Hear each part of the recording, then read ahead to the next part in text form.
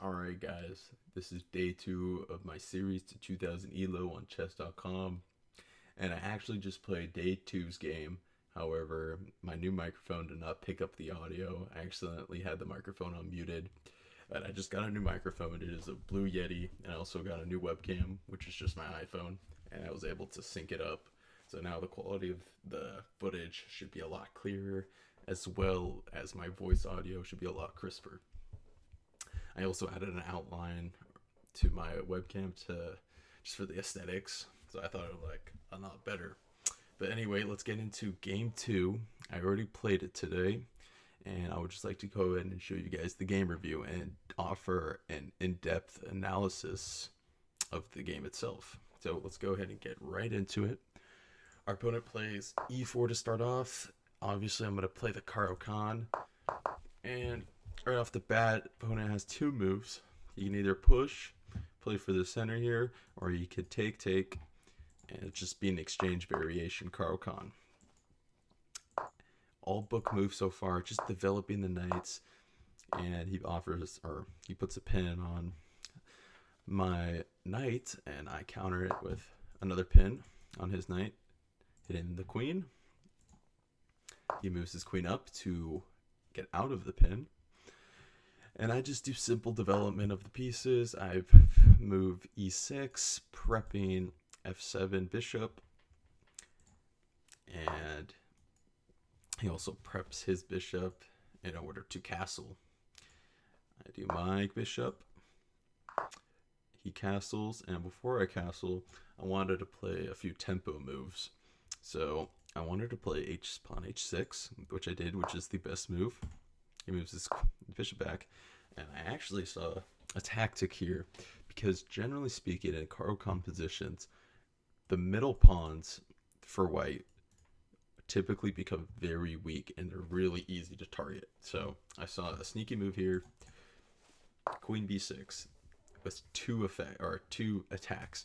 One, we're looking at that pawn, and another we're looking at that pawn. Keep in mind, this pawn has two defenders, and eventually, if he allows me to, I would be able to take and get something like this. But also, it comes with this. Now, when I played b6, I had no intention of taking this pawn. This pawn is a greedy pawn.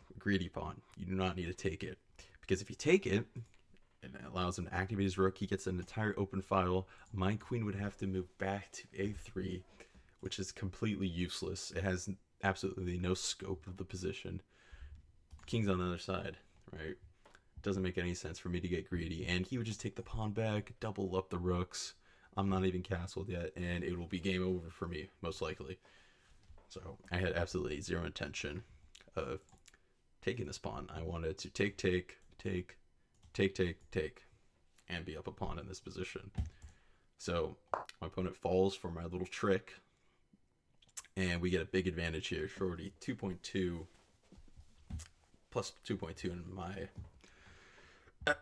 on my evaluation bar here. So he moves the rook over, complete blunder, because it allows me to take the knight. He takes back, I take, and then he takes here. And keep in mind, I am up a pawn right now. My goal is to simply simplify the position, because I will simply win up a pawn. But he decides to take my knight, and I first take the queen, then take his bishop, all best move. He comes in, threatening a fork. Obviously, I see that. I just castle from there. He moves the pawn, I attack the knight, he moves back, and here I make the mistake of taking the knight due to one reason, and that's because he has a center pawn in the middle that's very weak, and I just strengthened it. Oh, sorry.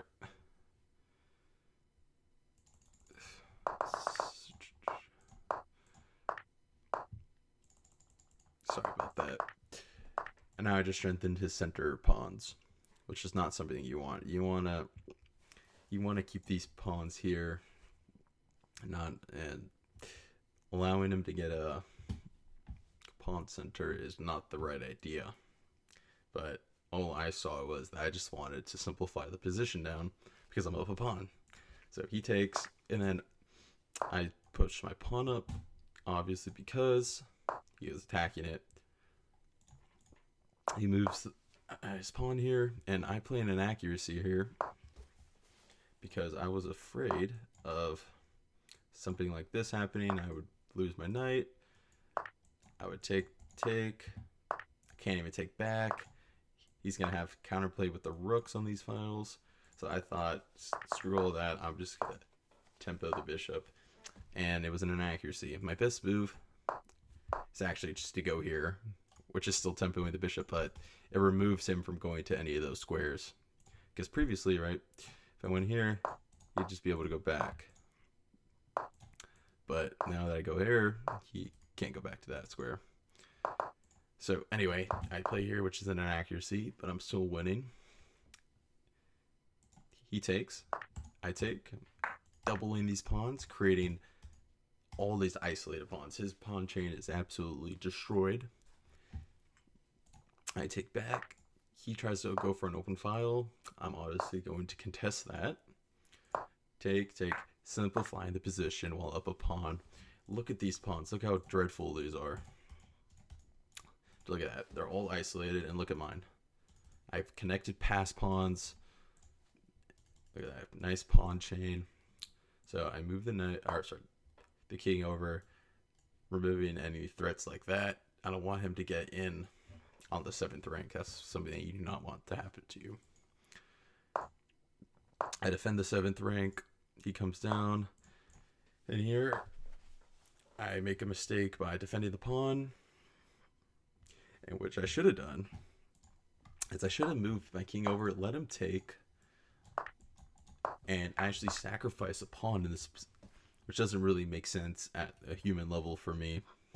I don't see why I would do that, but it kind of does make sense. Again, due to the pawn positionings.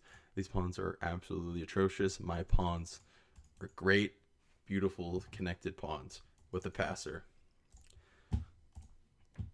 So I don't do that. I just go in to defend the pawn. He plays an inaccuracy here. And I go ahead and attack the rook. He tries to defend the rook, and I offer the rook trade. And it is forced in this scenario. Sorry. Then here, I notice that, okay, I have these pawns I'm going to push, and eventually I'm going to get this pawn to a queen, but he does have counterplay. The counterplay here would be coming in, getting into here, effectively stopping me for at least this side of the board. With these pawns, I should be able to win this, but if he got his king more active, I would have a lot more of a problem.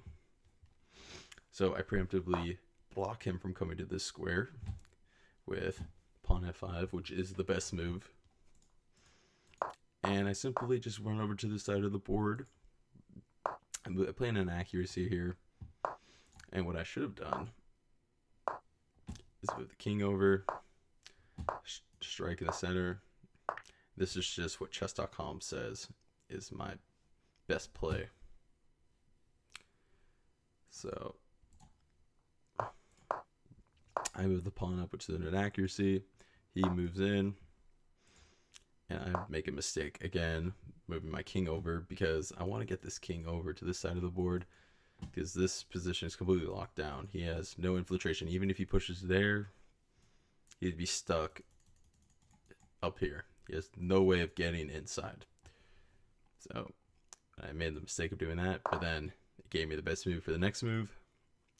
And here, taking this would be terrible for me. He's going to win that pawn. I might have a bit more of an active king, but it's still just very drawish. So I decided to push instead of taking, move my king over. Idea is to start pushing these pawns. Once the king gets over to here, I'm just going to push that. That's a very simple plan. I take, and he falls for it. Nothing much he can do in this scenario. And I just decided to sacrifice my queen here just for fun and promote another queen. And at this point, he does resign the game. So let's go ahead and see. I played with an 86% accuracy today with a 2150 ELO rating. So overall, a great game today. Great day 2. And I will see you guys tomorrow.